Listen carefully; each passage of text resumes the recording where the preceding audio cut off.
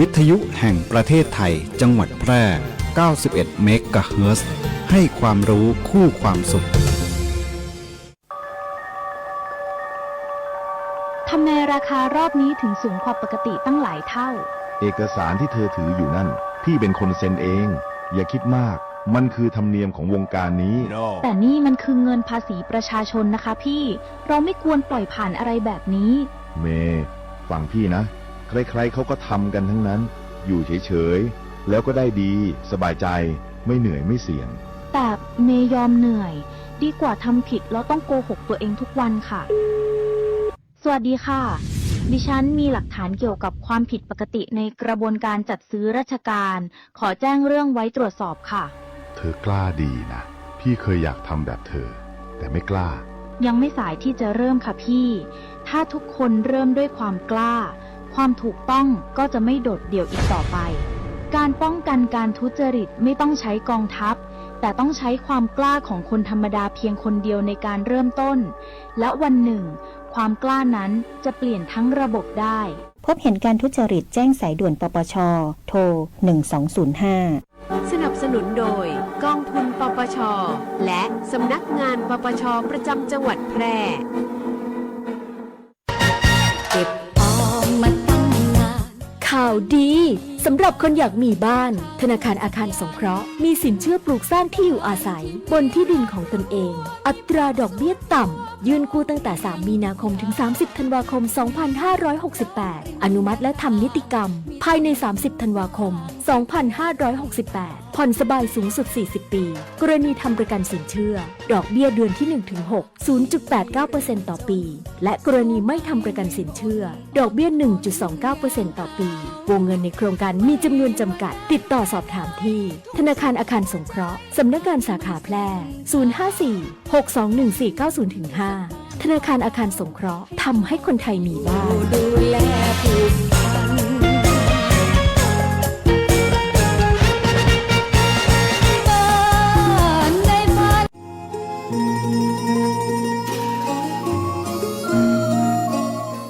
ันปีนานการยางเปิ่นมีสวัสดิการอันหยังให้เกษตรกรสวนยางบ้านเฮาของเจ้า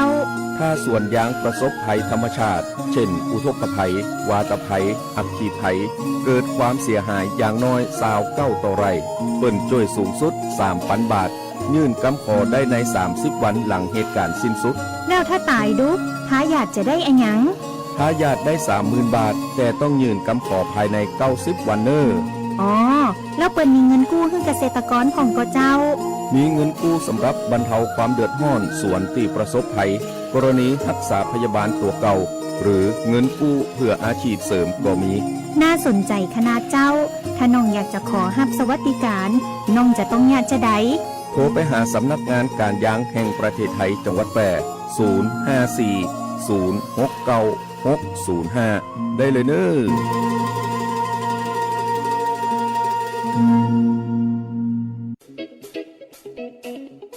ขับขี่ปลอดภัยเมืองไทยไร้อุบัติเหตุด้วยความปรารถนาดีจากสวท.แพร่ FM 91 เมกะเฮิรตซ์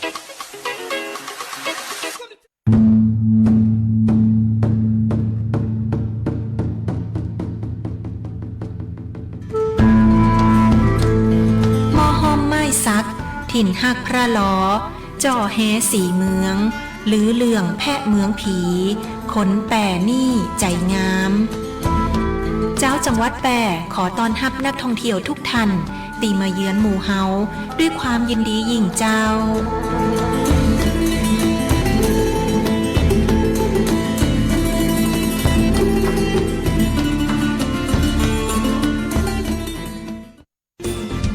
วิทยุแห่งประเทศไทยจังหวัดแพร่ FM 91 เมกะเฮิรตซ์ให้ความรู้คู่ความสุข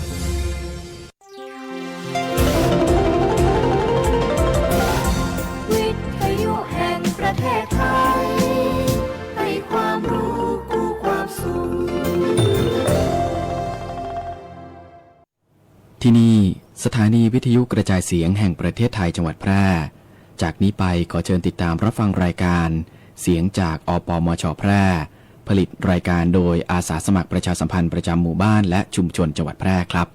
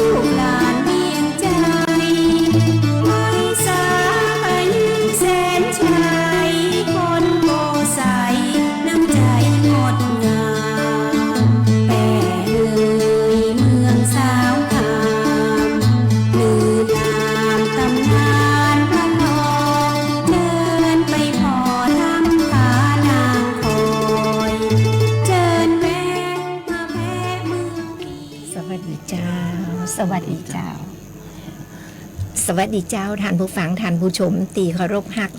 ทุกท่านเจ้าป้ากันเหมือนเดิมนะเจ้ากับรายการเสียงจากอปมชแปรตั้งสถานีวิทยุกระจายเสียงแห่งประเทศไทยจังหวัดแปรหรือสวทแปรนะเจ้าซึ่งเป็นเครือข่ายของกรมประชาสัมพันธ์นเจ้าทุกวันอาทิตย์นะเจ้าเวลาก็ประมาณ 11 โมงไปสักน้อยจนถึงเที่ยงป้ากับเขา2 คนนะเจ้าเนาะทางสวทแห่งนี้นะเจ้าบริลืมกันเนอะเจ้า ใกล้ถึงเวลานะคุณมันยุลีเจิญจวนพ่อแม่พี่น้องเนาะใกล้ถึง 11 โมงไปสักน้อยละ จะมาฟังหรือจะมา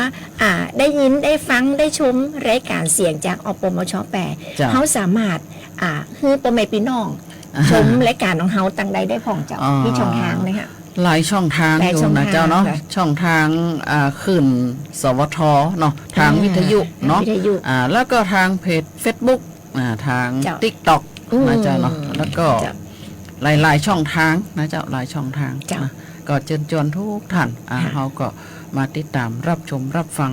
เสียงจากอปมชของเขา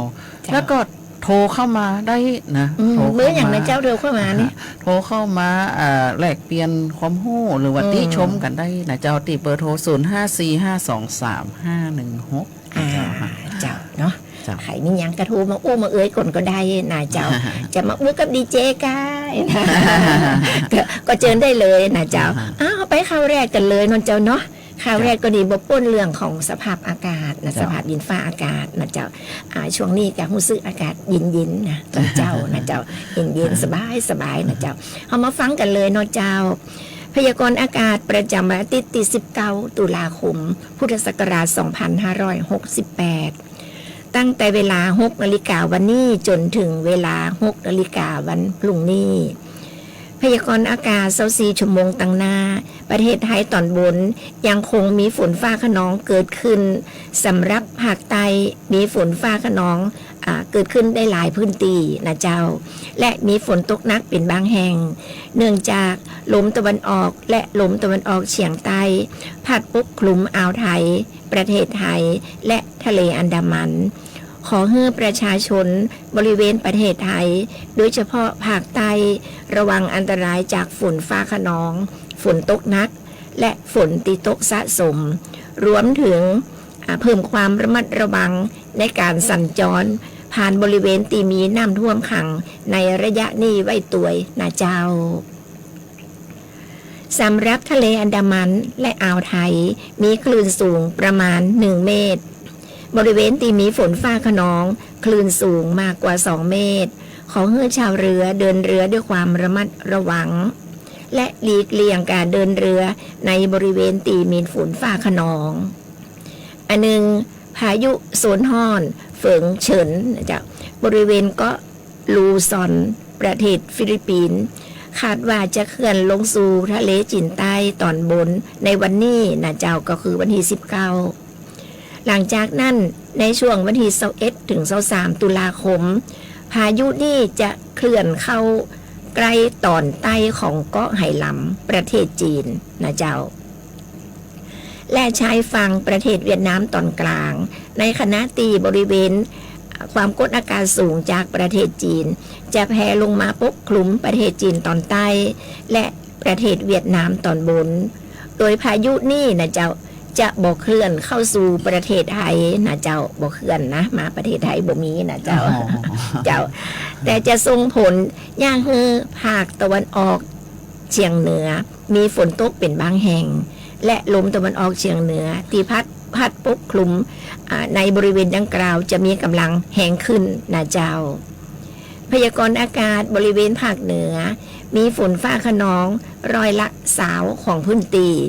ส่วนมากบริเวณจังหวัดตากกำแพงเพชรพิจิตรพิษณุโลกและจังหวัดเพชรบูรณ์อุณหภูมิต่ำสุด21 ถึง 25 องศาเซนเซียสอุณหภูมิสูงสุด32 ถึง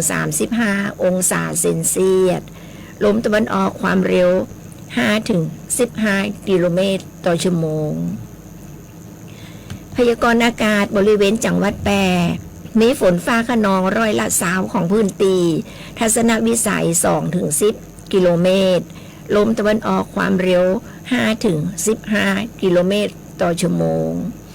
อุณหภูมิสูงสุดที่สถานีอุตุนิยมวิทยาแปรตะวันนี่วัดได้ 33.9 องศาเซนเซียสอุณหภูมิต่ำสุดที่สถานีอุตุนิยมวิทยาแปรตะเจ้านี่วัดได้ 23.4 องศาเซนเซียสคาดว่าอุณหภูมิสูงสุดบ่ายวันนี้ประมาณ 34 องศาเซนเซียสคาดว่าอุณหภูมิต่ำสุดเจ้าวันพรุ่งนี้ประมาณ 23 องศาเซนเซียสวันนี้ดวงอาทิตย์ตกเวลา 17:54 นาทีวันพรุ่งนี้ดวงอาทิตย์ขึ้นเวลา 6:14 นาทีก็ต้องขอบคุณสถานีอุตุนิยมวิทยาแปรที่เปิ้นให้ข้อมูลมานะเจ้าเนาะเขาก็บอกกันแล้วเนาะคุณยูรีว่าช่วงนี้อากาศก็เริ่มเย็นแล้วนะเจ้าแล้วก็ประเทศไทยนะคุณมายูรีประเทศไทยจะย่างเข้าสู่ฤดูหนาวอย่างเป็นทางการก็ประมาณปลายเดือนตุลาคมแล้วนี่เริ่มเย็นมันน้อยๆแล้วนะเจ้าไปเดือนตุลาคมปุ้นนะเจ้าไปสิ้นสุดนะเจ้าไปสิ้นสุดฤดูหนาวก็ประมาณกลางเดือนหรือปลายเดือนกุมภาพันธ์ 2569 ช่วงนี้เนาะอากาศมันก็เริ่มเย็นลงแล้วนะก็ขอเชิญชวนทุกท่านเนาะเอามาแอวจังหวัดแปรของเฮาถึงแม้ว่าจังหวัดแปรเฮาจะเป็นจังหวัดตีเล็กๆจังหวัดตีน้อยๆนะแต่เขาบอกว่าสิ่งแวดล้อมอากาศโอโซนดีมากโอ้ยมาแอวเตอะนะตอนนี้หมอกกำลังลงอย่างงามเลยนะแต่ว่าได้มีโอกาสไปแอวในห้วยในดอยกำเนาะโอ้โหอย่างเหมาะเลยนะหมอกกำลังลงงามเลยนะเจ้าเนาะช่วงเนี่ยเขาห้องว่าปลายฝนต้นหนาวนี่นะอันหำน้อยนะหำเมื่อกี้วันเนี่ยเนาะอากาศจะดีมากเลยนะถ้าหากว่าท่านใดตีรับชมรับฟังเสียงจากกมช.ของเฮาอยู่นะได้อยู่ที่ไหนก็ตามแต่นะเจ้าเนาะท่านลองมาแอวนะโอ้ยของดีจังหวัดแปรเฮาก็มีเยอะนะอย่าคิดว่าเป็นเมืองเล็กๆนะอย่างเช่นของฝากบ้านเฮาก็มีเยอะแยะนะเจ้าเนาะสถานที่ท่องเที่ยวก็มีนักนะจริงๆแล้วเขาบอกว่าจังหวัดแปรเป็นเมืองผ่านแต่บ่ใจนะเจ้าบอกจำเป็นจะต้องผ่านไปมาแวะพอมาแวะนอนก่อนก็ได้นะเจ้าถ้าท่านได้มาแอวจังหวัดแปรได้มาสัมผัสจังหวัดแปรแล้วนะเจ้าท่านจะฮักจังหวัดแปรแหมนักนะเจ้าสถานที่ท่องเที่ยวก็นักนะเจ้าเนาะหลายตีหลายแห่งนะเจ้าช่วงนี้นะเพิ่นบอกว่านอนจังหวัดแปร1 คืนอายุยืน1 ปีนะอายุยืนจะ1 ปีกันนะอากาศมันดีเนาะโอโซนมันดีไม่แอวกันนะเจ้าเจอนักท่องเที่ยวในช่วงนี้เป็นช่วงเทศกาลกินเจนะเจ้าคุณมิลีเจ้าอาจจะประชาสัมพันธ์เนาะท่านพ่อแม่พี่น้องหรือนักท่องเที่ยวคนไหนนะเจ้าตีมาอยู่จังหวัดแปรหรือไม่แอวจังหวัดแปรท่านจะได้กินอาหารเจฟรีถ้าท่านไปตีวัดสระบ่อแก้วหรือวัดสระบ่อแก้วเราเจ้าเนาะเปิ้นจะมีอาหารเจฟรีตั้งแต่วันที่20ถึงวันที่29 ตุลาคมนี่นะเจ้าไปจิ้มเหรอนะอาหารเจล้ำนะเจ้าตามจริงถ้าเขากินเจ1 มื้อเนี่ยเขาก็งดการฆ่าสัตว์ตัดชีวิตไปนะเจ้าเนาะอันนี้ก็เป็นสิ่งที่ดีต่อสุขภาพแล้วก็ดีทั้งทางธรรมะทางศีลนะเจ้าเนาะทางธรรมะแล้วก็ทางห้องว่าทางเขาก็ไม่ได้ฆ่าสัตว์ตัดชีวิตนะเจ้าเนาะพิษศีลข้อหนึ่งเขาก็งดเว้นไปเลยนะเจ้าฆ่าสัตว์ตัดชีวิตนะเจ้าเขาไม่ได้พิษศีลนะเจ้าเนาะก็เจิญจวนเนาะมาเจิญจวนมาแอวเนาะ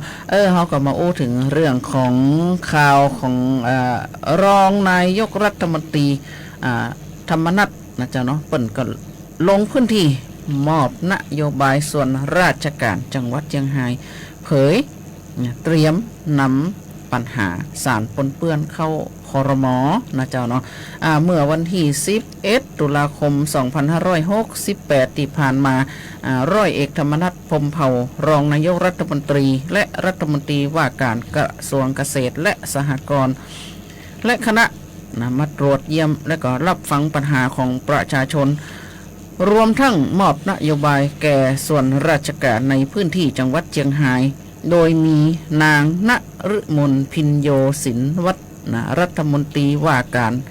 กระทรวงศึกษาธิการและรัฐมนตรีว่าการกระทรวงเกษตรและสหกรณ์2 ท่านก็คือนายอามินและนาย ณเรศนะเจ้าเนาะพร้อมคณะนะผู้บริหารในสังกัดกระทรวงเกษตรและสหกรณ์และกระทรวงศึกษาธิการรองนายกรัฐมนตรีและรัฐมนตรีว่าการกระทรวงเกษตรและสหกรณ์กล่าวว่าท่านได้มอบหมายจากนายอนุทินชาญวีรกุลนายกรัฐมนตรีให้กำกับการปฏิบัติราชการของส่วนราชการในจังหวัดภาคเหนือตอนบนทั้งหมดนะท่านและคณะจึงเดินทางมาตรวจราชการที่จังหวัดเชียงรายเป็นจังหวัดแรกทั้งนี้การเดินทางมาตรวจเยี่ยมพื้นที่ในครั้งนี้ทำให้เจ้าจังหวัดเชียงรายได้ทราบถึงนโยบายสำคัญและนโยบายเร่งด่วนของรัฐบาลในการที่จะช่วยเหลือพี่น้องในพื้นที่จังหวัดเชียงรายทั้งด้านการเกษตรและด้านการศึกษาเพื่อสามารถยกระดับศักยภาพของเกษตรกรให้มีรายได้จากการขยายตลาดเพื่อสร้างโอกาสให้พร้อมกับรับการเปลี่ยนแปลงและส่งเสริมคุณภาพด้านการศึกษาสู่การพัฒนาคุณภาพชีวิตอย่างยั่งยืนต่อไปสำหรับปัญหาปนเปื้อนในแหล่งน้ำจะต้องได้รับการแก้ไขอย่างชัดเจนซึ่งท่านรองนายกรัฐมนตรีธรรมนัสบอกว่าจะนำเข้าที่ประชุมครม.ในวันอังคารที่จะถึงนี้เพื่อให้รัฐมนตรีและ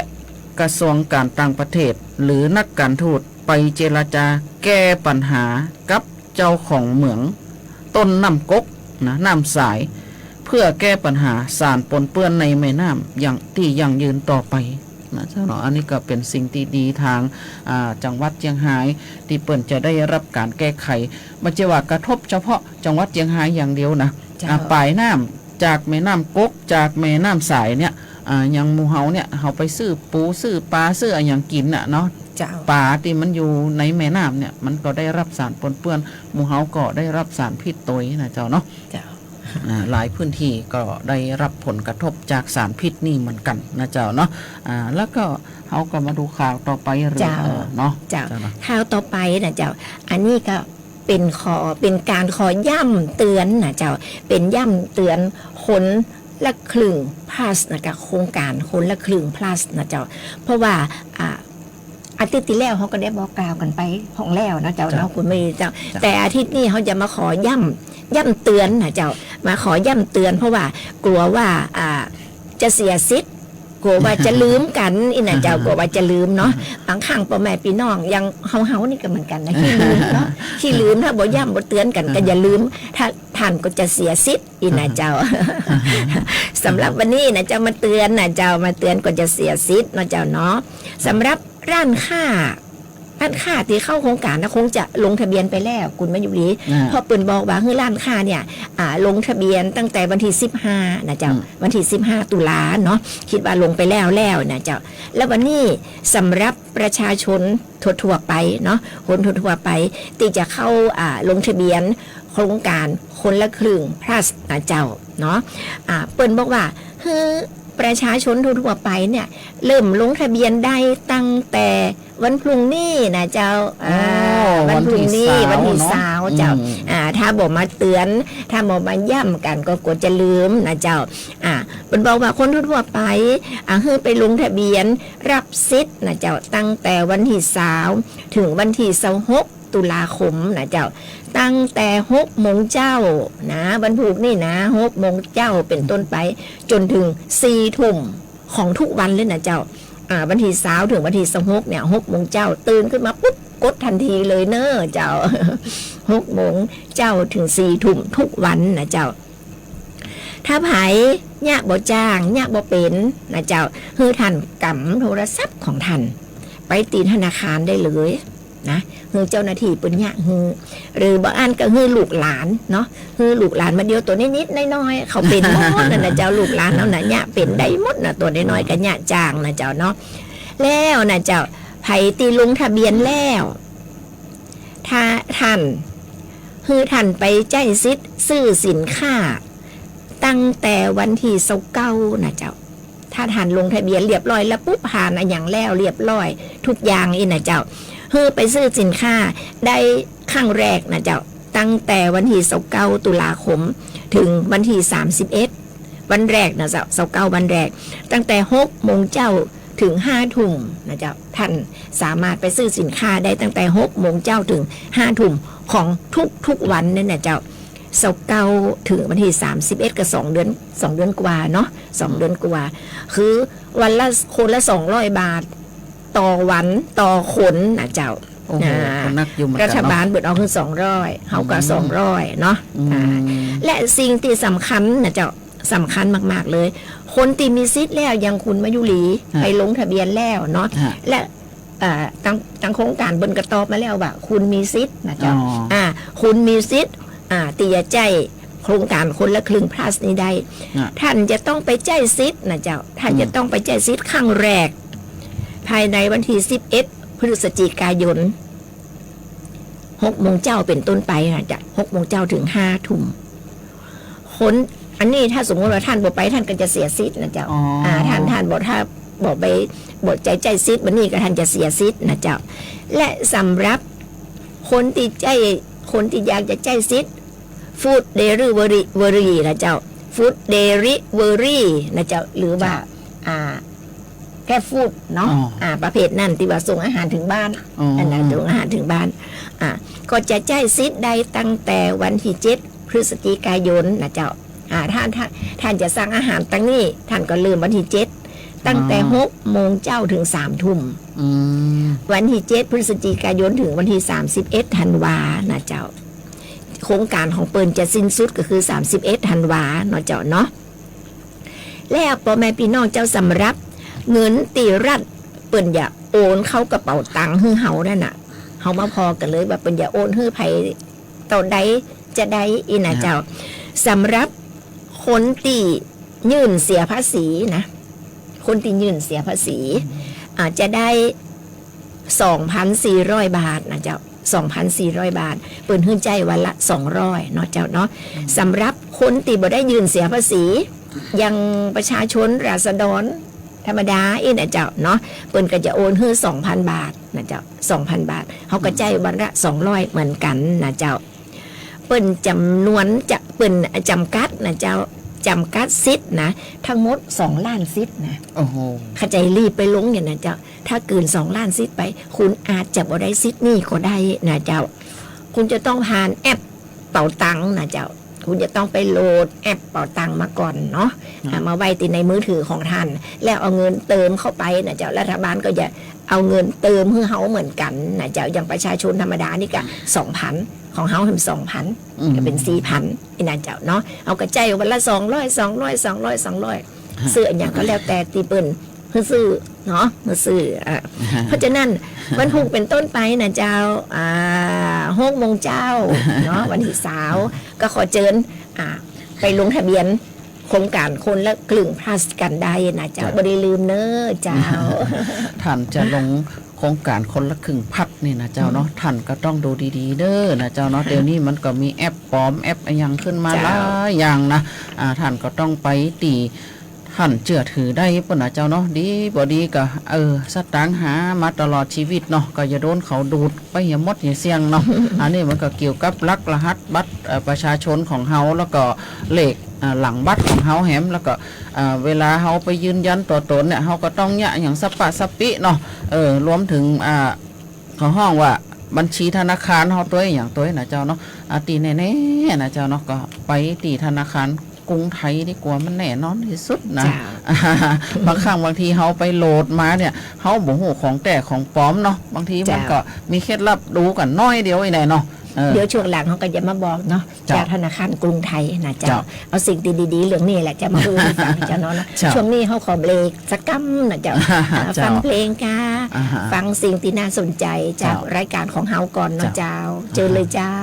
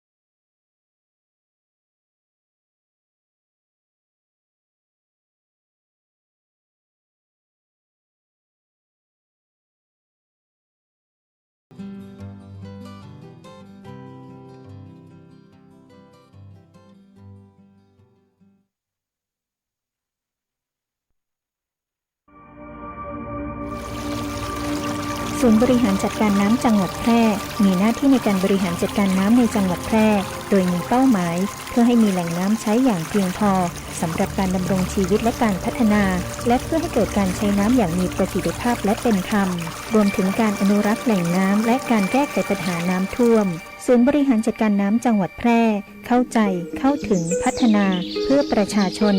ติดต่อศูนย์บริหารจัดการน้ำจังหวัดแพร่โทร054-532-900หรือองค์การบริหารส่วนจังหวัดแพร่โทร054-532-485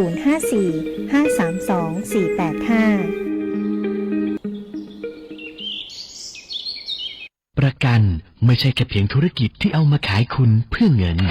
แต่ประกันเป็นการกระจายความเสี่ยงของคุณไปให้บริษัทประกันถ้าไม่เชื่องั้นลองฟังนี่ผมชื่อประกรณ์มีบ้านอยู่1 หลังอยู่มาวันหนึ่งแก๊สระเบิดบ้านผมก็หายไปคุณว่าใครจะรับผิดชอบให้ประกรณ์ถ้าเขาไม่ทำประกันทำประกันเถอะครับจะประกันไหนๆก็อุ่นใจเมื่อมีประกันคปภ.สำนักงานคณะกรรมการกำกับและส่งเสริมการประกอบธุรกิจประกันภัย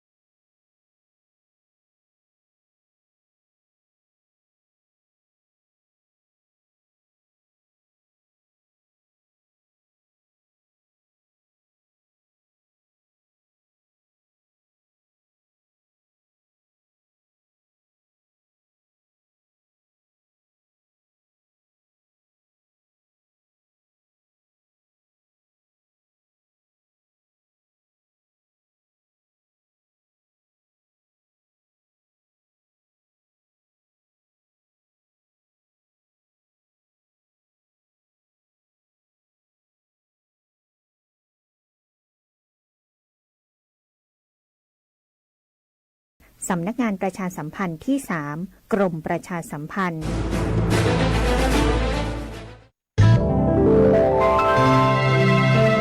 พระบาท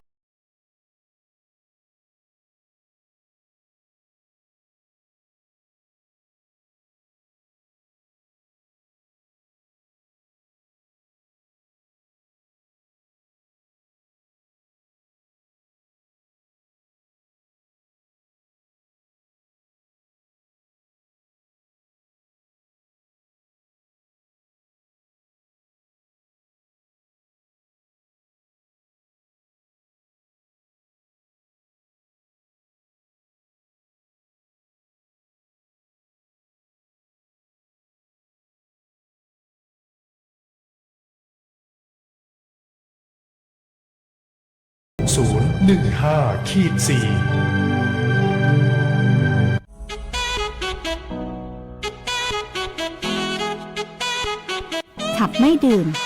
ดื่มไม่ขับอย่าลืมนะคะด้วยความปรารถนาดีจากสถานีวิทยุกระจายเสียงแห่งประเทศไทยจังหวัดแพร่ FM 91 เมกะเฮิรตซ์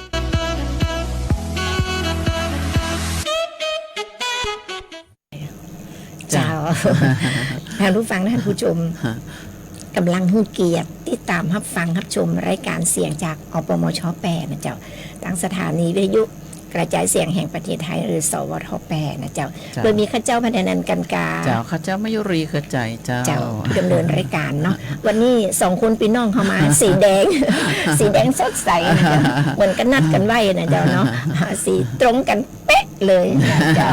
คุณบอกว่าจะถูกจะแพงเอาแดงไว้ก่อนนะเจ้าเนาะท่านผู้ฟังท่านผู้ชมเจ้าช่วงนี้เป็นช่วงหน้างานเนาะหลังจากออกพรรษาแล้วก็จะมีกฐินเนาะหลายๆวัดหลายๆอย่างก็มีกฐินกันอย่างวัดบ้านข้าเจ้านะบ้านน้ำจำนี่นะเจ้าตำบลป่าแมดหมู่ 2ก็จะมีกฐินนะเจ้าจะมีวันที่25วันเสาร์ที่25จะถึงนี่นะเจ้า ตรงกับวัดสุพรรณพอดี อ๋อตรงกับ วัดสุพรรณ พอดี กับวันที่25วัดน้ำจำหมู่2ประแมทกับวันที่25นะเจ้า เจ้า ท่านคนไหนเนาะ เจ้า พ่อแม่พี่น้องคนไหนอยากจะทำบุญทอดกฐินนะเจ้าก็ไปทำบุญได้เนาะตามตีข้าเจ้าบอกจะเป็นวัดน้ำจำก็ได้ จะเป็นวัดสุพรรณก็ได้นะเจ้าการทำบุญเราบ่ได้บังคับกันนะเจ้าจะเนี่ยจะทำบุญนักก็ได้น้อยก็ได้นะเจ้าได้บุญเหมือนกันหมดนะเจ้าบอกจะว่ารอมีเงินก่อนนะถึงจะมาทำนี่นะเจ้าเข้าใจเนาะก็มาได้ก็ได้สักใกล้ที่ไหนสะดวกที่ไหนก็ทำที่นั่นนะเจ้าบุญจะติดตัวเราไปทุกภพทุกชาติเลยนะเจ้าเนาะเจ้าเขาก็มาอู้ถึงโรงพยาบาลแปรนะเปิ่นว่าจวนนะจวนวิ่งการกุศลอันนี้เพื่อสุขภาพของเฮานะเจ้าเนาะเพื่อสุขภาพของเฮาสุขภาพเขาจะได้ดีละห่างไกลจากโรค NCD นะเจ้าเนาะเดี๋ยวนี้โรค NCD เนี่ยเป็นโรคที่เขาสร้างเองเขาก็มาเชิญชวนนะเชิญชวนทุกท่านนะเปิ้นบอกว่าทุกก้าวเพื่อลมหายใจนะเชิญชวนวิ่งการกุศลวิ่งฟ้าสายหมอกเพื่อโรงพยาบาลแปรของเฮาเพื่อสุขภาพดีๆของพ่อแม่พี่น้องของเฮาเองนะเจ้าเนาะกิจกรรมทุกก้าวเพื่อลมหายใจนะเชิญชวนวิ่งการกุศลเส้นทางสายหมอกที่สวยที่สุดนะโหวิ่งฟ้าสายหมอกเพื่อโรงพยาบาลแปรพร้อมกระทบไหลศิลปินใจบุญนะมาสร้างตำนานนักวิ่งด้วยกันนะที่เมืองแปรนะเจ้าเนาะในวันอาทิตย์ที่7 ธันวาคม 2568ที่บริเวณลานกิจกรรมหลังวัดพระธาตุจอแฮพระอารามหลวงจังหวัดแปรโซนด้านหลังนะเจ้าเนาะร่วมเป็นส่วนหนึ่งของพลังตียิ่งใหญ่กับโรงพยาบาลแปรสมัครเข้าร่วมกิจกรรมที่ www.pairan.com นะและก็หรือจะไปทางเพจ Facebook ก็ได้นะเจ้า Facebook แฟนเพจนะวิ่งฟ้าสายหมอกเพื่อโรงพยาบาลแปรนะเจ้าเนาะอันนี้ท่านใดอยากจะไปวิ่งร่วมกระทบไหลกับดาราดังแล้วที่เป็นดาราที่ใจบุญตัวนะเจ้าเนาะเป็นใครเจ้าดาราเขาอุ้ไปก่อนเนาะนะบอกเนาะยังบอกเจ้านะหลายคนเลยนะสัมภาษณ์เอาเองแล้วก็ไปสัมภาษณ์อากาศที่หนาวเย็นแล้วก็มีหมอกวันที่7 ธันวาคมหมอกนักแน่เนาะนะเจ้านะช่วงนี้ถ้าใครอยากใครจะไปวิ่งเนาะก็วอร์มตัวเก่าไปก่อนซ้อมวิ่งไว้ก่อนถึงเวลานั้นมันจะบ่ได้ทุกทีมันจะได้คล่องนะเจ้าคล่องเขาห้องว่าวอร์มสุขภาพของก่อนนะถ้าเฮาจู่ๆไปวิ่งน่ะเฮาอาจจะเกิดเขาห้องว่าตะคิ้วกินหน่องอย่างนี้นะเจ้าเนาะบางคนก็เกิดอาการสโตรกเจ้าเนาะมันก็มีหลายอาการนะเจ้าเนาะเพราะฉะนั้นท่านต้องวอร์มสุขภาพของท่านไว้ก่อนที่ท่านจะลงไปแข่งคิงบิ่งแข่งนะเจ้าเนาะมีอยู่ช่วงหนึ่งเจ้าก็เคยหันเนาะเป็นนักวิ่งตัวยงเลยนะเพราะเปิดมาลงวิ่งแข่งปุ๊บน่ะไปเจอก็ว่าตัวเก่าอาจจะไม่ได้วอร์มแล้วก็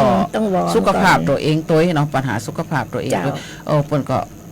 เป็นสโตรกเลยนะเจ้าเนาะแล้วก็หน่องตึงเนาะตะคิ้วล่ะตะคิ้วเขาก็ช่วยกันตึงขนาดนักนะเจ้าเนาะหมอพยาบาลก็ช่วยกันขนาดนักเลยนะเจ้าเนาะเพราะฉะนั้นซ้อมไว้ก่อนซ้อมวิ่งก่อนคือถ้าเขาบ่ซ้อมไว้นะคุณไม่อยู่ถ้าไปวิ่งปุ๊บแล้วเขาจะอิดนะฮะเขาจะอิดแล้วเขาจะหายใจบ่ออกเจ้าเนาะเตรียมตัวไม่ได้เลยนะเจ้าตั้งแต่วันนี้เป็นต้นไปเลยนะซ้อมวิ่งไว้เจ้าเขามาอู้กันตะกี้เขาเกินไว้น้อยเรื่องของธนาคารกรุงไทยเนาะเจ้าเนาะธนาคารกรุงไทยเปิ่นก็ออกมาเตือนนะเจ้าออกมาเตือนออกมาบอกกล่าวเนาะเปิ่นว่าช่วงนี้น่ะเบี้ยผู้สูงอายุของคนที่60 ปีก็จะออกเนาะแต่คนที่ไปลงทะเบียนใหม่คนที่อายุถึง60 ปีจะได้รับเป็นครั้งแรกนะเจ้าก็มีนะเจ้าแล้วก็โครงการคนละครึ่งplusก็มีแหมนะเจ้ามันมีหลายช่องทางที่เงินจะเข้ามาหาประชาชนเนาะเจ้าเนาะทางธนาคารกรุงไทยเปิ่นก็บอกมาเตือนมาย้ำเปิ่นก็เป็นห่วงนะเจ้าเปิ่นเป็นห่วงเปิ่นบอกว่าให้ระวังเรื่องมิจฉาชีพเนอะเป็นว่าจีนะกว่าจะแอบอ้างเป็นเจ้าหน้าที่ของภาครัฐนะเจ้าหลอกให้ท่าน กดเนี่ยเจ้ารอคือท่านกดแอปของธนาคารอย่างเอี้ยนะเจ้าเพื่อจะรับเงินพิเศษผู้สูงอายุกาอย่างนี้นะเขากับบ่ฮู้เนาะเจ้าเนาะบางครั้งเขาฮู้บ่ตันเขานะอย่าบ่ตันมิจฉาชีพนะเจ้าโดยที่มิจฉาชีพจะบอกเขายันนั้นยันนี่เขาบ่ฮู้ตัวนะเจ้าเขามาฟังรายละเอียดกันเนาะเจ้าว่าทางธนาคารเปิ้นบอกว่าจะได้เตือนว่าจะได้นะเจ้าทางธนาคารกรุงไทยเปิ้นบอกว่าเป็นห่วงนะเจ้าเป็นห่วงพ่อแม่พี่น้องกลัวจะเสียเงินฮือกับพวกมิจฉาชีพนะเปิ้นก็เลยออกมาเตือนว่ามิจฉาชีพเนี่ยเขามีกลยุทธ์หรือกลอุบายหลายๆอย่างหลายๆช่องทางนะที่จะมาหลอกเอาสตางค์เฮานะเจ้าบางคนเขาอาจจะไปอยู่ตีหน้าตู้ ATM นะเจ้าท่านผู้ฟังไว้เนอเจ้าอันนี้ก็เป็นวิธีหนึ่งนะเจ้าเขาอาจจะไปอยู่หน้าตู้ ATM แต่ข้อมูลของเขาเนี่ยอยู่ในมือเขาพร้อมแล้วนะเขาจะโทรไปหาใครข้อมูลเขามีพร้อมหมดละมีเบอร์โทรมีไอ้อย่างพร้อมหมดนะเจ้าเขาก็จะโทรไปหาเหยื่อเนาะอย่างสมมติว่าจะโทรไปหานายกอนะเจ้าข้อมูลเขามีหมดแล้วนะเจ้าเขาก็มายืนอยู่ตีหน้าตู้ ATM เขาก็จะโทรไปหานายกอนะเจ้า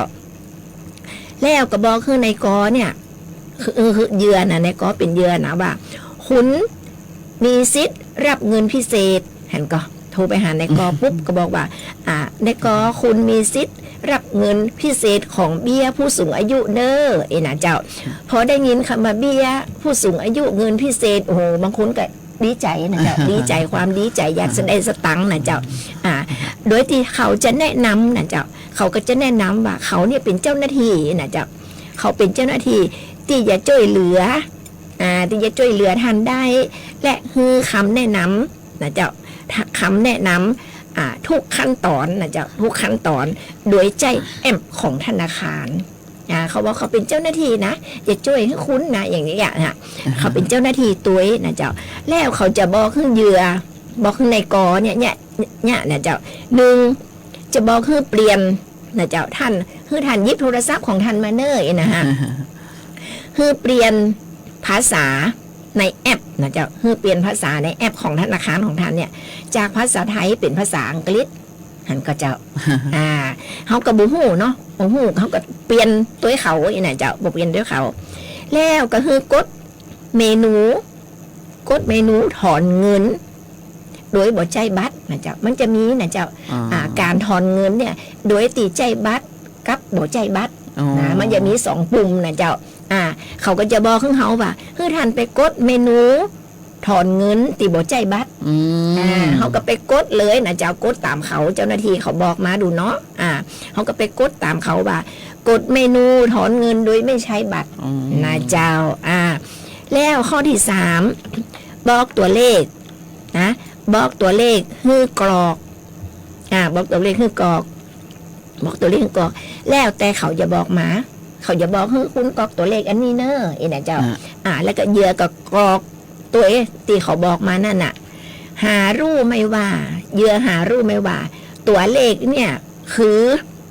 จำนวนเงินตีมิจฉาชีพต้องการเพื่อกรอกยังสมมุติว่าเขาบอกมาสัก5-6 หลักเนี่ยคุณมันยุรีบอก5-6 หลักนี่ก็เป็นจำนวนเงินนักแล้วนะเขาก็บอกหูเนาะเขาก็กดไปตัวเขาที่เขาบอกนั่นนะเจ้า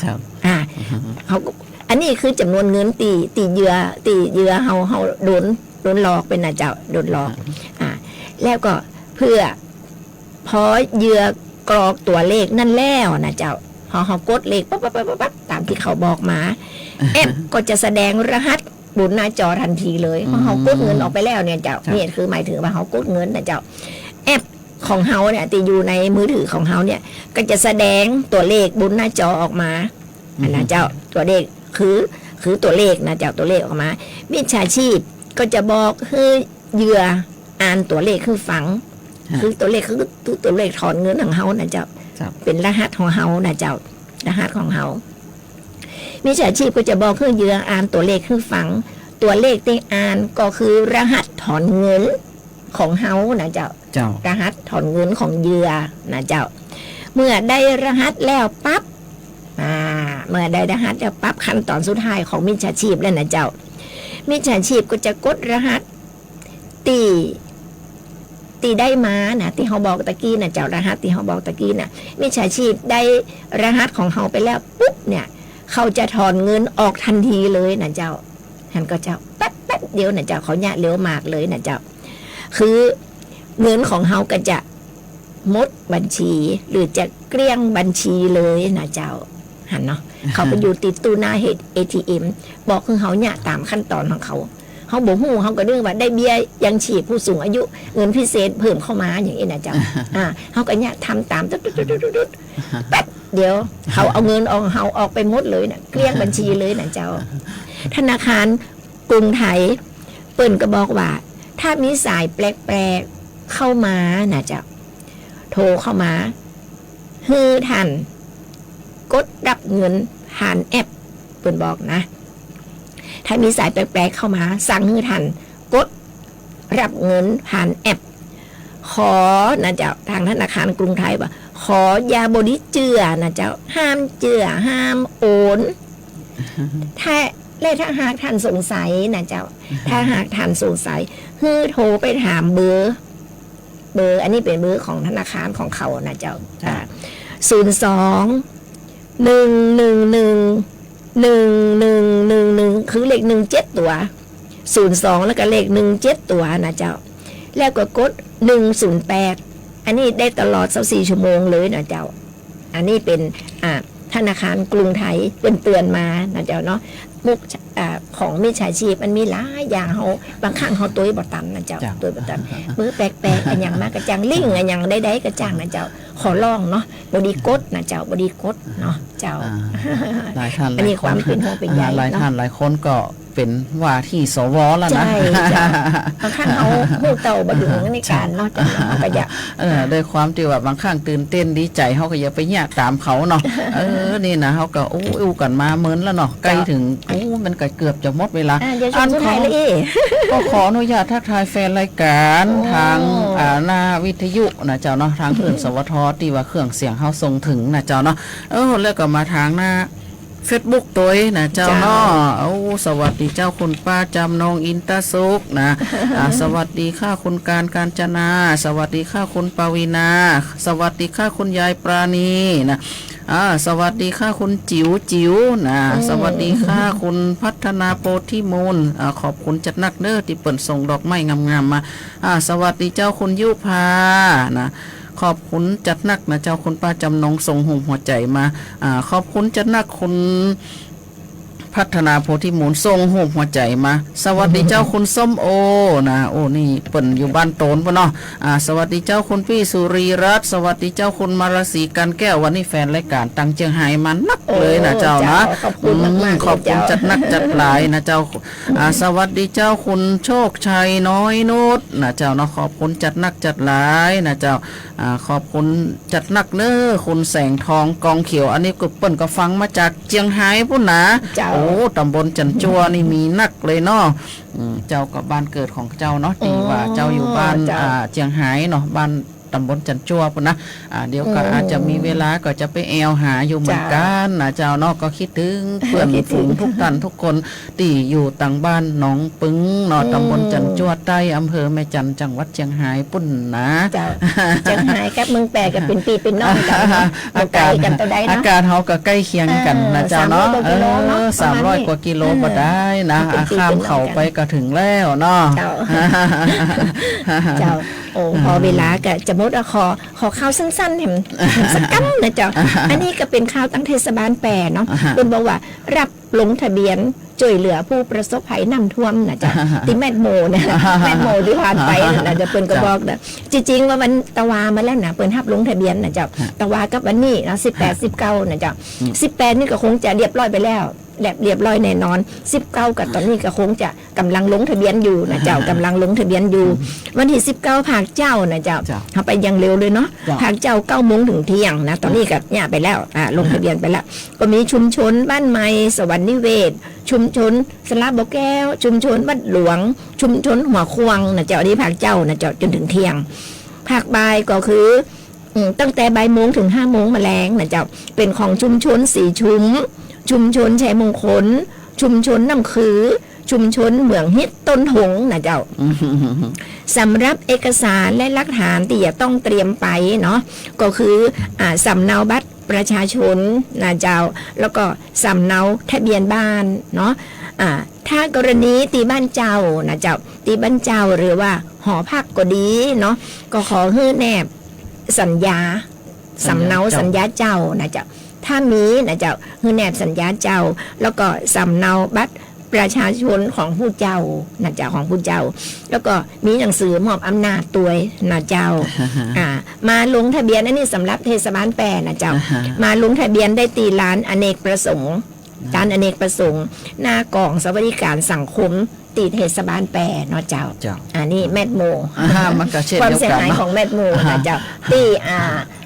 เทศบาลปะแมดก็คงจะลงทะเบียนกันของเทศบาลตำบลปะแมดก็ลงกันเมื่อวานนี่เนาะเป็นเงินเยียวยา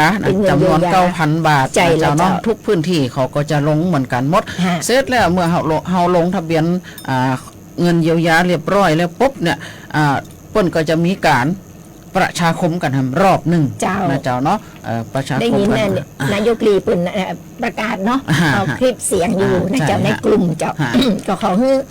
คนที่มีสิทธิ์นะเจ้ามีสิทธิ์ตีความเสียหายน้ำท่วมน้ำล้อมบ้านก็ดีนะเจ้าได้รับความเสียหายได้รับผลกระทบเนาะผลกระทบมาจากพายุวิภานะเจ้าเนาะเม็ดโมเม็ดโมวิภาได้ไปแล้วเจ้าวิภาได้ไปก่อนเจ้าเม็ดโมนะข้างหลังสุดเลยเจ้าจะไปลงทะเบียนกันได้เจ้าสำหรับวันนี้นะเจ้าพอเวลาละหมดลงอย่างแล้วนะเจ้า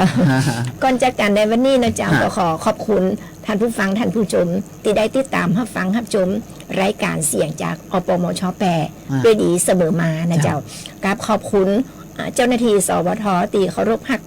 ทุกท่านนะเจ้าตีได้ชี้แนะสิ่งดีๆแล้วก็อำนวยความสะดวกกับรายการเสียงจากอปมช.แปรด้วยดีเสมอมาเช่นกันนะเจ้าแล้วก็ขอบคุณแฟนรายการทุกท่านนะเจ้าที่ได้คอมเมนต์มาและให้กำลังใจเฮานะเจ้าเนาะสำหรับวันนี้นะเจ้าข้าเจ้าพัฒนันกันกาเจ้าข้าเจ้ามายุรีคือใจเจ้าต้องนำรายการเสียงจากอปมช.แปรกราบคืนไปก่อนนะเจ้าปะกันใหม่อาทิตย์หน้าเนาะเจ้าเนาะสำหรับวันนี้ขอบคุณแล้วก็สวัสดีเจ้าสวัสดีค่ะ